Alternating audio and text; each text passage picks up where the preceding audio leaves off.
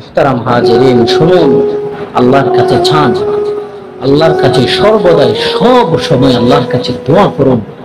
আল্লাহ তাআলা কখনো আপনার সেই দোয়াকে কখনো ফিরাইয়া দিবেন না।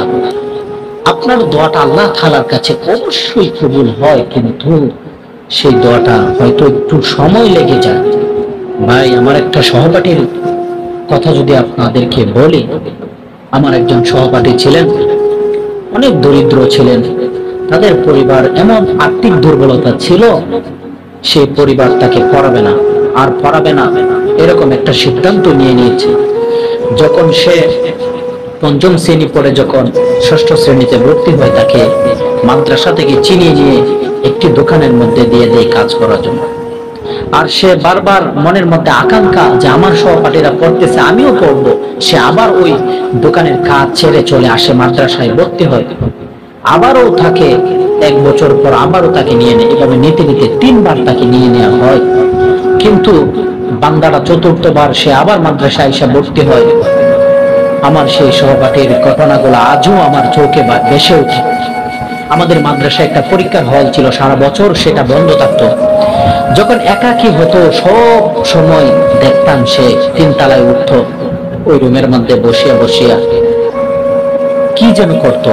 আরেকদিন আমি লক্ষ্য করলাম যে আজকে আমি ওর পিছু পিছু যাব। যখন যেতে লাগলাম, দেখলাম একা একা দাঁড়াইয়া নামাজ পড়তেছে আর সেজদায় গিয়ে কান্না করতেছে। সালাম ফিরে 2টা হাত ধরে প্রভুর কাছে বলতেছে, আল্লাহ, তুমি ছাড়া আমার আর কেউ নেই এই পৃথিবীতে।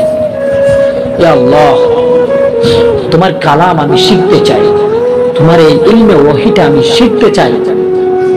এই ইলম অর্জন করে আমি, এই ইলম শিক্ষা গ্রহণ করে আমি মানুষের কাছে এটা পৌঁছাতে চাই, মানুষদেরকে আমি এটা শিক্ষা দিতে চাই। আল্লাহ, তুমি যদি আমাকে কবুল না করো, আল্লাহ, আমার পৃথিবীতে আর কেউ নেই। আল্লাহ, এই ছেলেটা বারবার বারবার এভাবে যেভাবে ভিক্ষা পাওয়ার জন্য মানুষ এত বাহানা ধরেন ভিখারি, ঠিক তেমন ভাবেই ওই আমার সহপাঠীরা আল্লাহর কাছে এভাবে চাইতো, আল্লাহর কাছে চাইতো আল্লাহর কাছে বলতো, আল্লাহ, তুমি তো রহমান, আল্লাহ তুমি তো গাফুর, আল্লাহ তুমি তো গাফফার।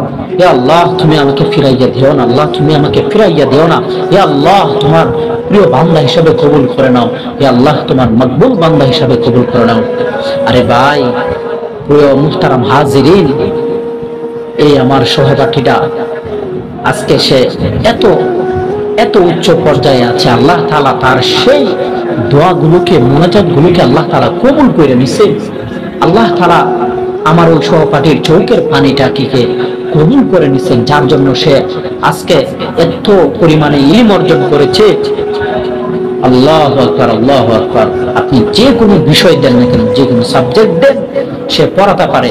আজকে সে মাওলানা হয়েছে, মুফতি হয়েছে।